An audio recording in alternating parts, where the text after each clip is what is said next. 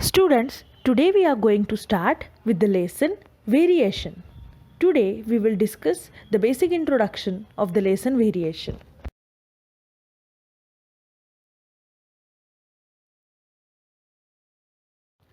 Let's recall, if the rate of the notebook is rupees 240 per dozen, what is the cost of 3 notebooks? Also find the cost of 9 notebooks, 24 notebooks and 50 notebooks and complete the following table. So today you people will complete this table in your textbook, and next time we will discuss the below material given. So from above table we see that the ratio of number of notebooks x and the cost of y in each pair is 1/20. So if you will fill the table, you will see that in the each pair you will get the ratio 1 divided by 20. It is the constant. The number of notebooks and their cost are in the same proportion. In such a case, if one number increases, then other number increases in the same proportion.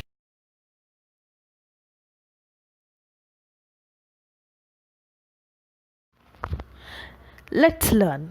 So today in the lesson variation, we are going to start with the concept of direct variation.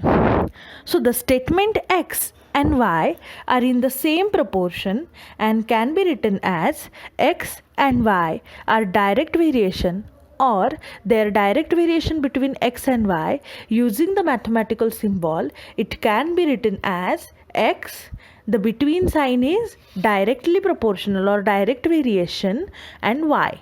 This sign is known as the alpha. It is a Greek letter used to denote the variation. So x direct variation y is written in the form of equation as x is equal to ky, where k is the constant. Therefore x is equal to ky or k is equal to x upon y is the equation for the direct variation, where k is the constant of the variation. Observe how the following statements are written using the symbol of variation. Area of circle is directly proportional to the square of its radius. So if area of circle is a, its radius is r, the above statement can be written as a is directly proportional to r square. Pressure of liquid varies directly as a depth d of the liquid. This statement can be written as, if pressure is P and depth is d, P is directly proportional to d. To understand the method of symbolic representation of the direct variation, study the following example. So let's study few example on it.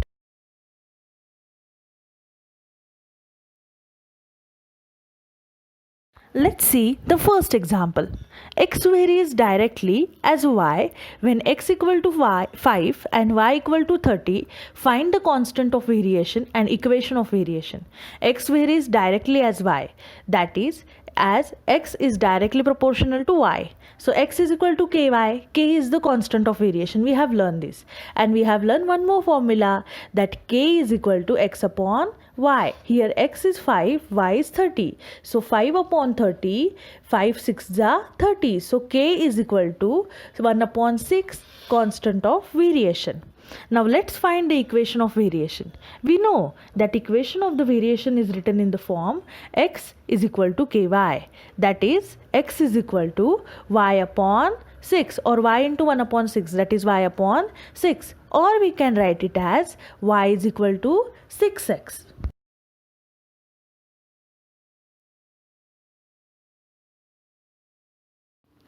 Now let's see the example 2.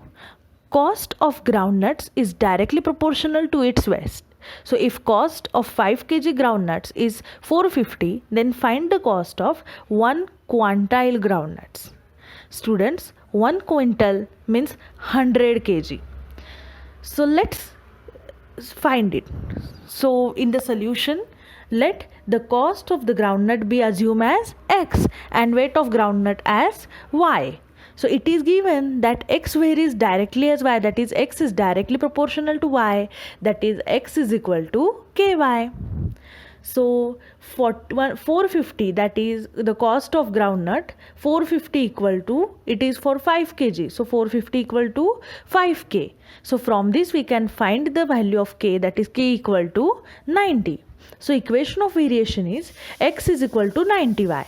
So if y is 100, because they have told us to find the cost of 1 quintal groundnuts. So 1 quintal is 100 kg. So y is equal to 100. So x equal to 90 into 100, that is 9,000. So cost of 1 quintal groundnuts is rupees 9,000.